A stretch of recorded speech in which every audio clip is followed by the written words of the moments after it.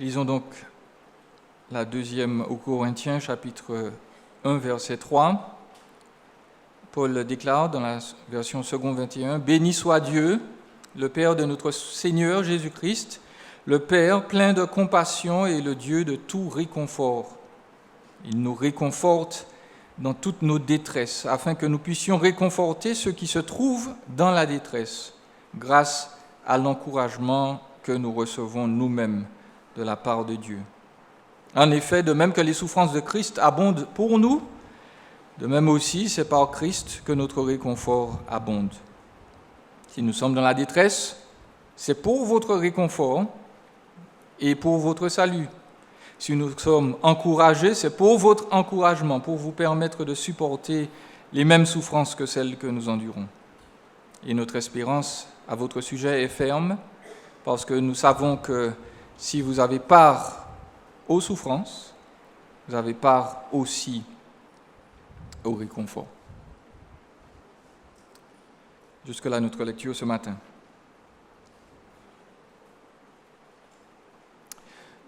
Paul est un homme qui a beaucoup souffert. L'épître ou la lettre aux 2 Corinthiens, ou la deuxième aux Corinthiens dans nos versions, parle de ses souffrances physiques, les souffrances mentales, les souffrances émotionnelles à cause de l'Église. Et je n'ai pas besoin de demander qui est-ce qui a souffert dans cette salle. Nous savons que nous avons tous souffert d'une manière ou d'une autre, dans un domaine ou un autre. Et dans ces souffrances, nous avons besoin de réconfort. Paul a reçu un réconfort temporaire, mais il a reçu un réconfort quand même. Ses relations avec l'église de Corinthe ont été assez tumultueuses, on peut dire. Il a implanté cette église, vous pourrez le lire dans Acte 18. Entre guillemets, tout allait bien, c'était une ville immorale où finalement Dieu a provoqué un changement. Et puis quand Paul est parti, parce qu'il était missionnaire, il ne restait pas, il est parti, il y a des personnes qui se sont introduites, et puis l'immaturité des Corinthiens a fait que leur relation entre le père de l'Assemblée, entre guillemets, et puis l'Assemblée elle-même, ces relations ont été tendues. Et là, Paul reçoit du réconfort parce qu'apparemment, les Corinthiens se sont amendés, ils ont corrigé leur attitude. Et Paul en est très content. Et c'est pour cela qu'il parle de ce réconfort-là, réconfort dans la détresse. Il dit d'ailleurs que lui-même, il a été, entre guillemets, découragé pour pouvoir encourager ceux qui sont découragés. Il a connu la persécution. Dans Acte 19, vous pourrez lire qu'il a essayé d'implanter d'autres églises et qu'à chaque fois, il avait de l'opposition, il avait des gens qui ne le supportaient pas et qui menaçaient même sa vie.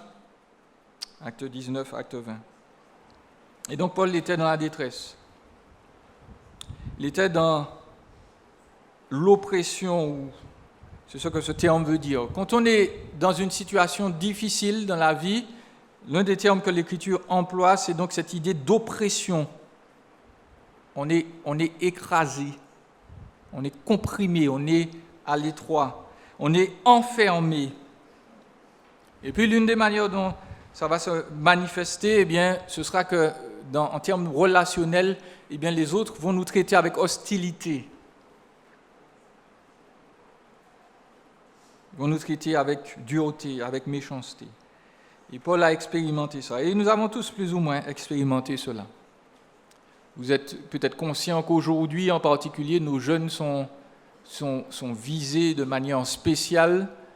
Il y a ce qu'on appelle aujourd'hui le cyberharcèlement. Par le biais des médias, les jeunes utilisent beaucoup donc leurs portables, ils s'envoient des messages. Des fois, ils ne sont pas sages du tout. Ils envoient des messages qu'ils ne devraient pas envoyer. Ils envoient des photos qu'ils ne devraient pas envoyer. Et les autres jeunes utilisent ces moyens-là pour les plonger dans la honte et le ridicule. Il y a des jeunes, même en Martinique, qui sont morts à cause de ça. Ils se sont suicidés parce que soit on a répandu des ragots sur eux, soit on a révélé une part de leur intimité, et cela est dangereux. C'est une détresse profonde. Et déjà, je vais d'emblée vous demander, est-ce que vos yeux sont ouverts sur la détresse des autres? Vous avez vos propres problèmes à gérer. Mais est-ce qu'en tant que communauté qui prônons la restauration, nous sommes là en train de réfléchir à ce que l'autre souffre? Nous devrions. Nous devrions. Le problème avec ces détresses, et le pasteur Platon en a parlé la dernière fois, c'est que pour le chrétien, elles sont inévitables. Inévitables. Lisons 1 Thessaloniciens chapitre 3. Je sais que c'est là dans vos têtes, mais le jour où vous vous rendrez compte que c'est vraiment entré, ce sera le jour où, lorsque vous aurez une détresse, une oppression, une calamité particulière, eh bien votre cœur sera tranquille, vous allez vous dire « Ah, c'est normal ». Tant que ce jour-là n'est pas arrivé, eh bien ça veut dire que nous ne savons pas vraiment que les épreuves sont obligatoires. Et dans 1 Thessaloniciens 3, verset 3, Paul envoie une lettre donc à cette ville pour leur dire, eh bien, nous voulons vous encourager dans votre foi, c'est ce qu'il dit à la fin du verset 2, afin que personne ne soit ébranlé au milieu des difficultés présentes.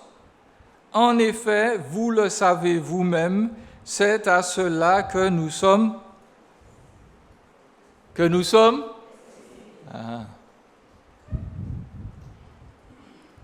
Voyez? Dieu nous dit, ta vie sur terre, ce ne sera pas une vie de confort. Et si tu recherches le confort, à tout prix, tu es en dehors de ma volonté. Donc, nous devons méditer qu'à chaque fois qu'il y a une détresse qui arrive, une oppression particulière, une tension dans nos relations, il ne s'agit pas donc de quelque chose qui a échappé à Dieu, il s'agit du plan de Dieu qui s'accomplit dans nos vies pour nous dire tu as besoin de cette épreuve-là. Tu as besoin de cette difficulté-là présentement. Ne la repousse pas, ne la refuse pas, accepte-la. Je vais travailler avec toi dans cette épreuve. Et donc, pour revenir à 2 Corinthiens 1, Paul est passé par les difficultés, mais là, il a reçu le réconfort. Et donc, il dit que Dieu, c'est le Père plein de compassion et le Dieu de tout réconfort. Il nous réconforte dans toutes nos détresses. Donc, quelle que soit la difficulté que nous pouvons expérimenter, que nous avons expérimenté, que nous expérimenterons, le Seigneur sera toujours là pour nous réconforter. Amen.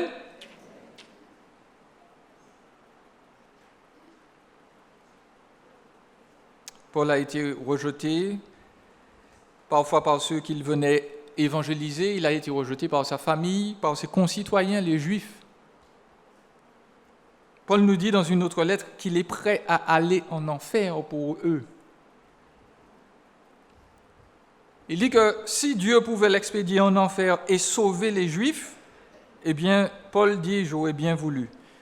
Mais ce sont ces gens-là qui le détestent. Ce sont ces gens-là qui le persécutent. Et ça doit faire mal. Plus près de nous, certains parmi nous, là, ont peut-être été rejetés à cause de leur famille, justement. Ou à cause de leur foi, par leur famille. Ils sont devenus chrétiens et ils éprouvent le ridicule régulier des moqueries. Ils ont de la peine parce qu'on leur dit « tu as basculé, tu as changé de religion, tu as trahi l'éducation que je t'ai donnée dans certains pays, tu as trahi tes ancêtres. » Et ils sont donc dans la souffrance alors qu'ils ont trouvé le plus merveilleux des trésors en Jésus. Ils veulent partager cela et ils sont ridiculisés de manière régulière. Le Seigneur vous dit, je suis le Dieu qui peut te réconforter dans cette épreuve-là aussi. Certains d'entre nous ont été rejetés dans leur famille ou par leur famille dans la foi. Il y a eu des problèmes avec d'autres chrétiens. Ils sont en conflit direct ou indirect avec des frères et sœurs sur des points de doctrine plus ou moins importants. Ils se demandent comment il se fait que l'autre ne comprend pas ou ne comprenne pas sa propre perspective ou ma propre perspective. Dieu est le Dieu de toute consolation. Il va nous consoler là aussi dans ces moments. D'autres souffrent parce qu'ils ont été rejetés dès la naissance par ceux qui devaient les aimer. Leurs parents les ont déçus. Ils se sentent hors cadre. Ils ne peuvent gérer l'image de Dieu en tant que Père. Nous avons lu que là, le Dieu, c'est le Dieu, le Père de notre Seigneur Jésus-Christ. Il nous réconforte dans toutes nos détresses. On n'arrive pas à mettre Dieu et Père dans la même phrase. Et ça a des répercussions. Ça a des répercussions sur la manière dont ils vont gérer leurs relations avec les hommes en général. Ça va avoir des répercussions dans leur mariage. Ça va avoir des répercussions sur l'éducation de leurs enfants. Mais Dieu, précisément, reste leur Père. Et leur dit, je veux te consoler ce matin. Certains, pire encore, ont été meurtris dans leur chair et ou dans leur intégrité sexuelle, dans leur être profond. Ils se sentent souillés, ils sont défaits, la vie est sombre. Et dans certains cas, ils ne sont même pas arrivés à le dire à d'autres personnes. Dieu est le Dieu de toute consolation. Il a une consolation pour vous aussi. À tous, donc, Dieu nous dit qu'il est le Dieu de toute consolation. À tous ses enfants, Dieu promet qu'ils seront consolés. Mais est-ce vrai? Certains souffrent depuis tellement longtemps qu'ils se sont habitués à la souffrance et ils se disent, est-ce possible? Serais-je vraiment réconforté dans toute ma détresse? Et pour cela, il faut déjà considérer les fausses consolations. Parce que si Dieu console, il console d'une manière spéciale, particulière. Et nous savons qu'il y a d'autres consolations ailleurs. Il y a des gens qui se consolent avec une bouteille d'alcool ou bien avec un joint. C'est leur consolation, ils souffrent. Ils ne sont pas là simplement parce qu'ils veulent avoir une mauvaise réputation ou s'intoxiquer. Hein? Ils noient leur chagrin dans les substances parce que c'est ce qui fait oublier un instant la peine que l'on peut vivre. D'autres ont des vies sexuelles absolument débridées, débauchées parce que là aussi on cherche un réconfort dans des relations épisodiques en se disant que cette personne va enfin m'apporter le bonheur dont j'ai besoin. Et il ne faut pas se leurrer, c'est un réconfort. Ça satisfait, sinon on ne serait pas retourné. Hein? C'est un réconfort de s'abandonner un moment, d'oublier ce qui est moral. C'est un réconfort de sentir le grisement de l'alcool, la légèreté du joint. On se sent bien. C'est un réconfort. Mais nous osons dire que c'est un faux réconfort et ce n'est certainement pas le réconfort que Dieu veut apporter à l'humanité. Parce qu'il y a de faux réconforts. Je voudrais lire un texte et j'espère ne choquer personne ainsi, mais il faut que cette réalité s'imprime dans nos esprits. Dans Genèse 34, Genèse 34 va nous montrer combien il est dangereux de se confier dans un réconfort qui est faux, qui n'est pas biblique. Genèse 34, versets 1 à 4.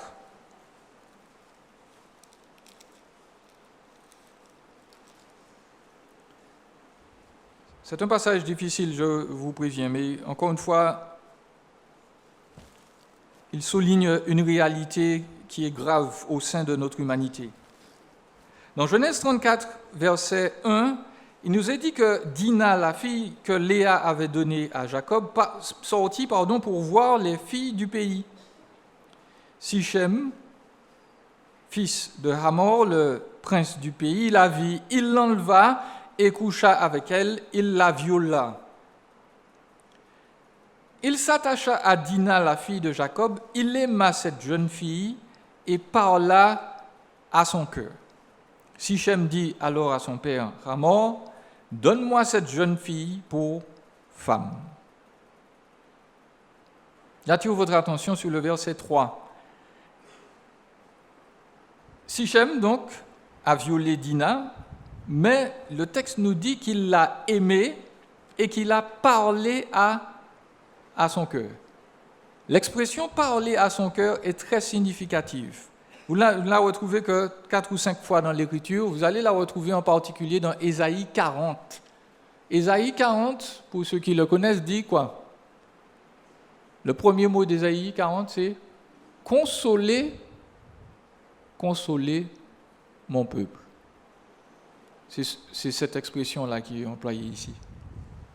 Sichem a consolé Dina. Il l'a violentée, et puis brusquement, il a un amour pervers pour cette jeune fille, et il la console. Vous voyez, le syndrome de Stockholm, on n'a pas inventé ça aujourd'hui. Hein? Parce que ça se produit parfois encore aujourd'hui. Il y a des personnes qui abusent d'autres, et puis qui finalement se font aimer de leurs victimes. Et c'est ça, l'Écriture nous dit que Dina a été consolée de ce qui lui est arrivé. Mais le contexte nous montre qu'il y a des problèmes partout dans ce texte. Dina ne méritait pas ce qui lui est arrivé. Sichem, il veut l'épouser, mais qu'est-ce qu'il fait? Au lieu de montrer amende honorable et de demander pardon au père de Dina, qu'est-ce qu'il fait? Il lui dit, je vais épouser ta fille. Et puis il a fini avec l'histoire. Et le père de Sichem, Hamor, il fait ni une ni deux. Son fils lui dit, écoute, je veux épouser la jeune fille. Il ne se pose pas de questions. Il dit, bon ben voilà, on va faire un mariage, mariez-vous avec nous. Et surtout, il dit, bon ben, vous allez vous marier avec nous et nous, on va récolter de votre argent, de votre labeur, et puis vous allez aussi partager notre richesse. On ne pense pas à Dina dans toute cette histoire. Elle a reçu une consolation, mais cette consolation est fausse. La preuve, de toute façon, lorsque ses frères qui apprennent la chose et sont, de manière raisonnable d'ailleurs, extrêmement furieux, ils sont obligés d'aller la chercher là, parce qu'on ne l'a pas ramenée chez son père. On l'a laissée là. Donc vous voyez ce qui peut se passer dans la tête de quelqu'un qui a subi une épreuve terrible. Cette personne peut être consolée, mais de manière absolument malsaine. Et de la même manière, nous avons dans nos vies certaines consolations qui sont parfois idolâtres, qui sont mal placées.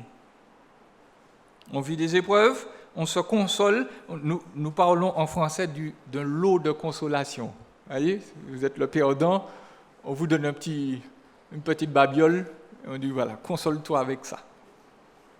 Ben, c'est la même chose. Dans notre vie chrétienne, au lieu de nous appuyer vraiment sur la consolation que Dieu donne, nous avons d'autres consolations. Nous nous réconfortons parfois dans une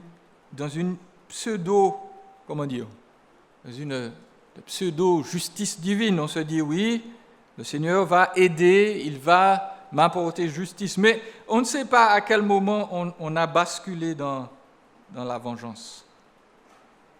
Parce que la ligne est fine. Il y a l'idée que effectivement Dieu va juger, que Dieu va agir pour notre bien, et puis il y a le pli-tapli-trice.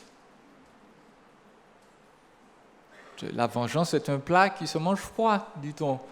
On est là, ah non, reste tranquille, ne t'en fais pas, le Seigneur va te faire... Bon, et c'est vrai, le Seigneur va nous faire justice. C'est vrai.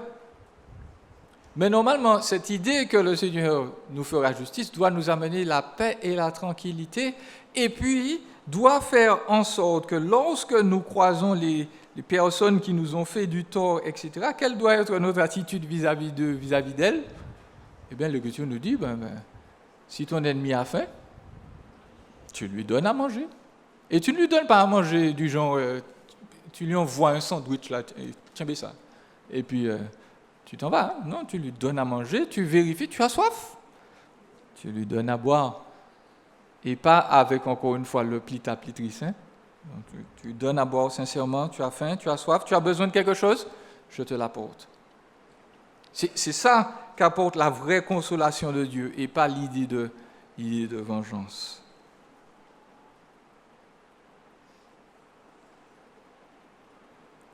Est-ce que nous nous consolons de la mauvaise manière dans nos vies?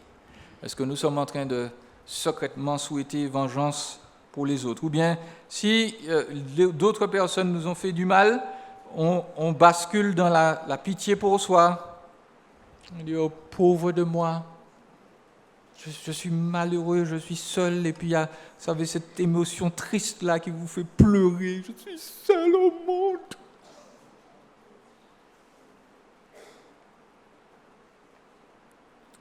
La pitié sur soi nous pousse donc à nous mettre au centre de cette crise et non pas à nous reporter sur quelle consolation le Seigneur va apporter, mais sur notre détresse. Seigneur, tu vois combien je souffre, tu vois combien j'ai mal, tu vois combien moi je suis, moi.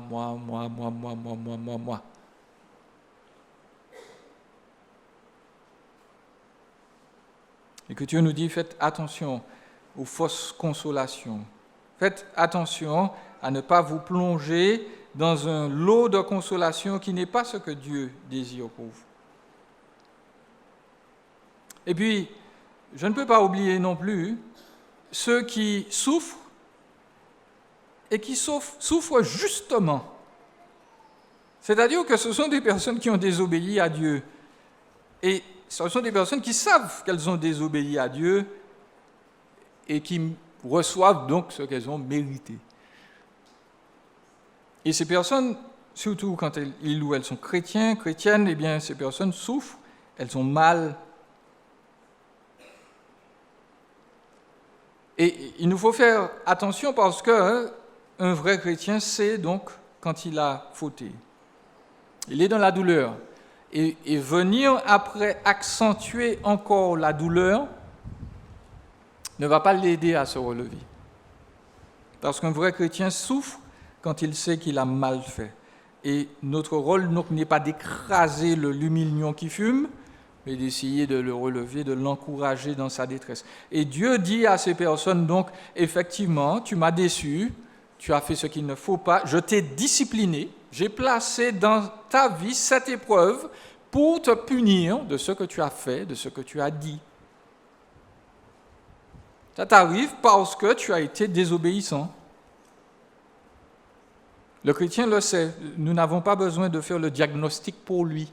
Nous n'avons pas besoin d'aller lui dire, d'aller le voir, pour lui dire, tu sais, c'est Dieu qui t'a puni. Rappelons-nous des amis de Job, vous ne savez pas ça. Mais le chrétien sait. Et même à ces personnes-là, Dieu dit, je suis le Dieu de toute consolation, de tout réconfort. Parce que quand même Dieu punirait, son objectif n'est pas de détruire. Son objectif, c'est de consoler et de relever. Donc là aussi, faisons bien attention. Lorsque quelqu'un souffre, et il semble donc qu'il y avait un problème dans sa vie, cette personne souffre à cause de ce problème-là, pas la peine d'en rajouter une couche. Il y a des personnes, c'est arrivé dans d'autres pays, qui se retrouvent filles-mères, ou ce sont des jeunes hommes qui ont fait n'importe quoi. Ils ont, dans leur passé, eu des relations et ils ont des enfants, et puis ils se convertissent. Ils sont mariés maintenant, mais le passé les rattrape. Ils ont toujours pension alimentaire à donner. Et il y a des gens assez cruels pour venir les voir, pour leur dire, oui, mais c'est toi qui allais chercher tes affaires, hein? Vous pensez vraiment que Jésus, c'est comme ça qu'il serait venu voir les personnes en question? Il serait venu leur dire, bon ben, voilà, hein, le vin est tiré, il faut le boire, débrouille-toi. Si Jésus ne l'aurait pas fait, je ne vois pas pourquoi les chrétiens peuvent se permettre de le faire. D'autant que lorsque nous-mêmes nous serons dans la détresse, Nous voudrions bien que quelqu'un vienne nous donner un ballon, vienne s'asseoir à côté de nous pour nous dire, oui, ok, effectivement, tu n'as pas tout bien fait, mais on va être avec toi. On va t'encourager, on va te relever, ne t'en fais pas, tout ira bien. Fais attention. Le texte nous dit, pour revenir à 2 Corinthiens 1, verset 4, il nous dit que non seulement Dieu va nous réconforter d'une manière particulière, il va envoyer quelqu'un pour nous apporter de bonnes nouvelles, il va faire en sorte que sa présence, d'une manière spéciale, nous visite. Nous allons recevoir une invitation à dîner qui va nous faire du bien, nous allons peut-être simplement voir un bon film, et puis ça va nous changer les idées. Dieu nous réconforte avec des petites choses. Nous allons faire une petite promenade, on va voir la montagne Pelée, on va se dire, oui, mais la montagne Pelée a tué 30 000 personnes, et puis là, elle dort, elle est tranquille, elle est paisible. Dieu merci. Et puis on va être consolé. Dieu réconforte de manière particulière, de manière spéciale. On va peut-être recevoir un verset qui va nous faire du bien. Et Dieu nous réconforte aussi par ce rappel. Ce que tu souffres est important.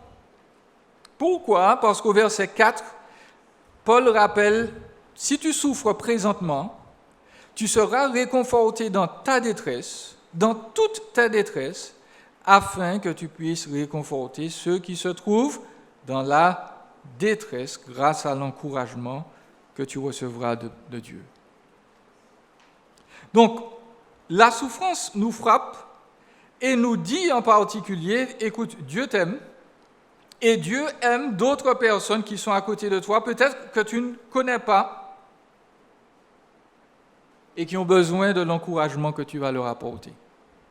Les personnes sont là, elles vont souffrir des circonstances similaires aux tiennes, et il n'y aura que toi, pas le pasteur, ni les anciens, ni les diacres, ni les musiciens, ni les choristes, ni les gens qui font les fleurs, personne d'autre ne pourra réconforter cette personne que toi. Toi spécialement, là, toi. Pourquoi? Parce que tu es passé par cette détresse-là, tu y es resté longtemps, tu te demandais, mais Seigneur, quand est-ce que ça va finir? Et au moment où c'est fini, eh bien Dieu t'ouvre les yeux et te dit, tiens, il y a quelqu'un qui passe par exactement, ou presque, les mêmes circonstances que toi. Il faut aller le voir, il faut aller la voir. Il faut lui parler. Il faut la consoler. Il faut être un témoignage pour elle du fait que moi, je t'ai aidé. Et j'y reviens. Est-ce que nos yeux sont ouverts sur les souffrances des autres? Est-ce que nous sommes trop égoïstes? Et je sais qu'il y a certaines personnes qui ont ça comme maladie.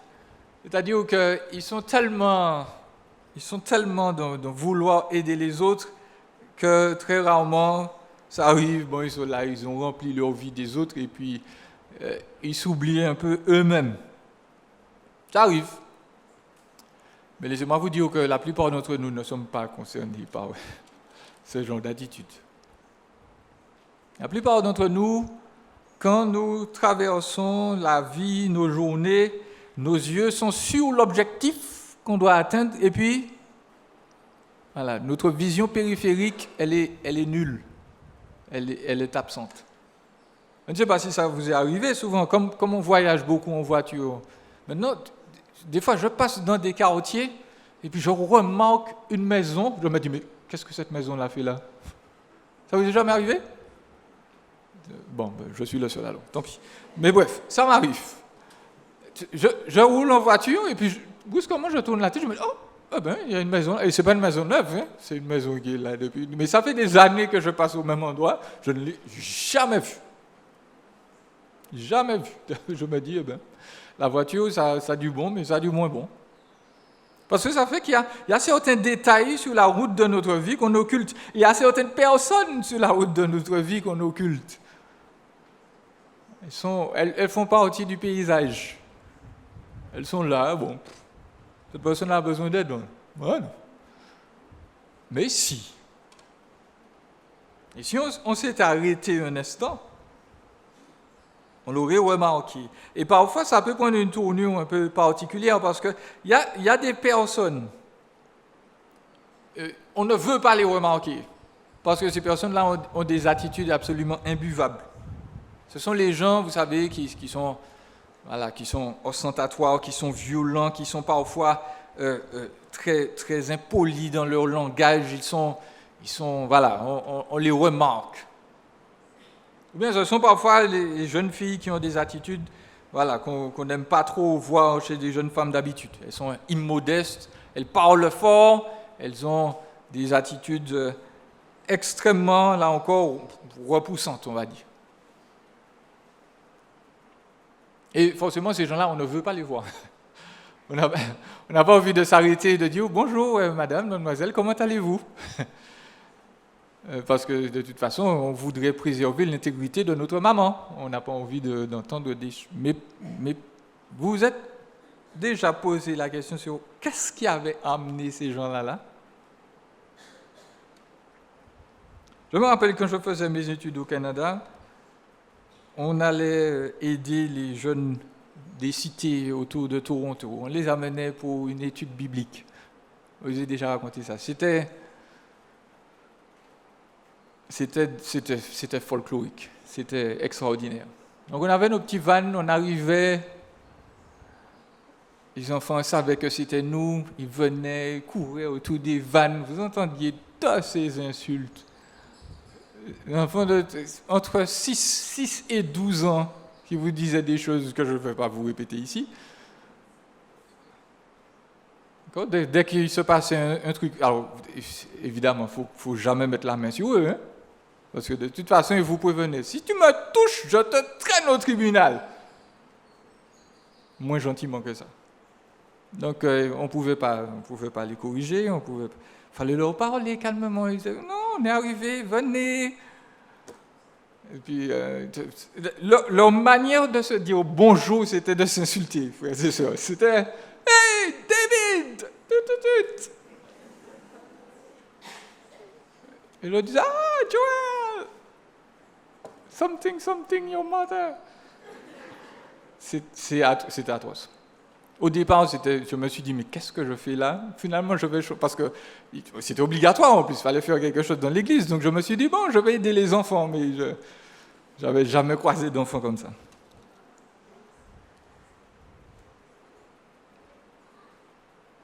Mais une fois qu'on a passé semaine après semaine avec eux, on a vu là où ils habitent. Quand vous avez appris que le père du petit Zacharie est en prison parce qu'il a tabassé quelqu'un presque à mort et qu'il ne va pas revenir et que vous allez, mais vous trouvez que sa maman est avec un autre bonhomme, sachant que lui, le petit gars, il sait que son père est en prison, qui vit avec son grand-père et ses 3 autres frères et sœurs dans un appartement, 1 pièce, 2 pièces, et qu'il est tout petit, et que tout le monde lui tape dessus, vous commencez à comprendre légèrement pourquoi son seul réflexe c'est de se mettre en colère quand vous lui demandez quelque chose. Il fait ça non pas parce que c'est un animal, parce que c'est quelqu'un de foncièrement mauvais, mal éduqué, etc. Il fait ça parce qu'il souffre. Parce que sa mère n'a pas le temps de lui dire « je t'aime ». Sa mère n'a même pas parfois le temps de lui faire à manger. Et donc si vous écoutiez le petit Zacharie vous menacer de vous tuer toute la journée, vous seriez dit « bon, fais tes affaires, je fais les miennes ». Mais ce n'est pas ce dont il a besoin. Il a besoin que quelqu'un, un homme en particulier, s'asseye à côté de lui et lui dise « la vie, ce n'est pas comme ça ». Il a besoin de quelqu'un, d'un homme en particulier, qui se mette à côté de lui et lui dise « tu es petit peut-être, mais tu as d'autres qualités ». Il a besoin de quelqu'un qui le console. Et Dieu est le Dieu de toute consolation. Et Dieu a prévu de consoler d'autres personnes par notre intermédiaire. Et notre problème, c'est que nous avons nos douleurs, nos souffrances, et on se dit, voilà, soit je n'ai pas le temps, Soit je ne suis pas qualifié, je n'ai pas fait de formation en relation d'aide, ou bien simplement, je n'en ai pas envie. J'ai trop mal moi-même pour gérer la douleur des autres. L'apôtre Paul n'a pas eu de formation en relation d'aide. Les autres chrétiens non plus. Mais ils ont changé l'Empire romain, à tel point qu'on les a détestés. Ils avaient une chose avec eux, ou plusieurs. Ils avaient la parole de Dieu. Ils avaient la puissance de l'Esprit. Et puis ils avaient l'amour pour les âmes perdues.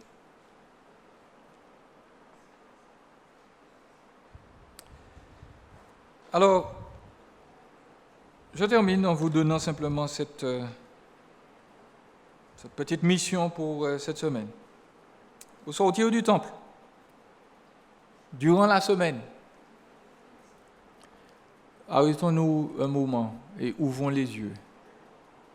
Est-ce qu'il n'y a pas des gens qui souffrent autour de nous? Est-ce qu'il n'y a pas des collègues de bureau qui sont là, qui prennent des pauses, qui vont aux toilettes pour pleurer? Est-ce qu'ils n'ont pas besoin de réconfort? Est-ce qu'il n'y a pas un frère ou une sœur à qui vous n'avez jamais dit bonjour, que vous ne connaissez pas du tout? Je sais que ça existe. On est 270 et puis ici, vous ne connaissez pas les 270 membres. Est-ce qu'ils ont besoin de consolation? Eh bien, essayons de faire ça pour la semaine à venir. Ne serait-ce que prier pour eux, les encourager, leur dire que Dieu est le Dieu de toute consolation. Ça, on peut faire ça. N'est-ce pas? Amen.